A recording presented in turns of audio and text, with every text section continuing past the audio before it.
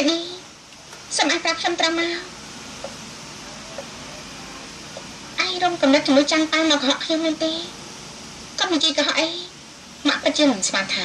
សូម្បីតែម៉ាក់ក៏ឯងកុហកដែរសោះក្រែងឯងថាប្រាប់ប៉ែច្បាស់ហើយហ៎តើឯងបានធ្វើអ្វីខ្លះទៅ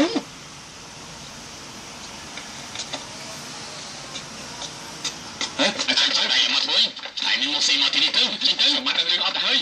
ម្នាក់ស្ការបាយទៅណាអស់ហើយភ្នែកឯងនោះគឺស្គាល់ទៅលុយទេឯងស្ដាប់ជុំសិនទៅបានទេពេលនេះមានអ្វីគួរនិយាយទេទៅហ៎ព្រោះតែលុយឯងក្បត់ជាមួយមនុស្សដែលខ្លួនឯងស្រឡាញ់ធ្វើបានមានសមណាស់ទេចាំតើឯងប្រាប់ម៉ាក់តាមត្រង់ថាឯងបានធ្វើអ្វីខ្លះទៅប្រាប់ម៉ាក់មកហើយនេះដល់ពេលនេះហើយខ្ញុំមិនអាចនិយាយខំបានទៀតទេខ្ញុំមិនអាចកុហកប៉ែនឹងមកធំបានទៀតទេគឺខ្ញុំថងទៀតគឺខ្ញុំគិតខុសមួយពេលខ្ញុំស្មានថាជួយហែងនេះមកខំឲ្យនាងទៅខ្ញុំក៏អាចមានលុយមួយចំនួនធំជួយបើសិនជាឲ្យបានខ្ញុំវិញលោកបានខ្ញុំតែនិយាយពីមនុស្សម្នាក់ច្រើនណាស់គ្មានលុយធ្លាក់ពីហបាយនោះទេតាមពិតពីមួយនេះនៅមាននេះមួយទៀតរលុយត្រូវគាត់ដូចមនុស្សគាត់ដូចចំពោះខ្ញុំនឹងសមុទ្រព្រមតែបានមកដល់គ្មានសច្ចធម៌នៅតែអាចចូលហបាយរបស់ខ្ញុំទៅដែរគឺពីមួយម៉ាត់នេះរំលឹកខ្ញុំ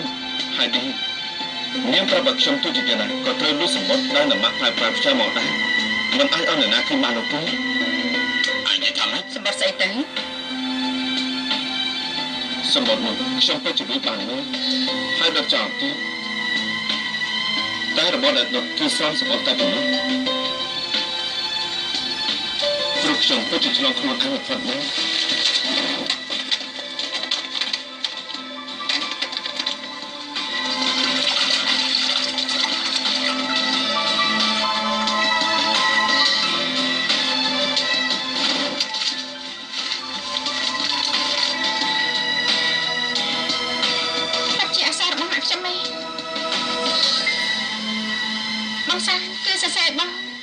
ខ្ញុំណាពិតជាអសររបស់ជាមីមែននេះមិនផ្ញើសម្បត្តិឲ្យខ្ញុំប៉ាអញគេអានខ្ញុំទៅ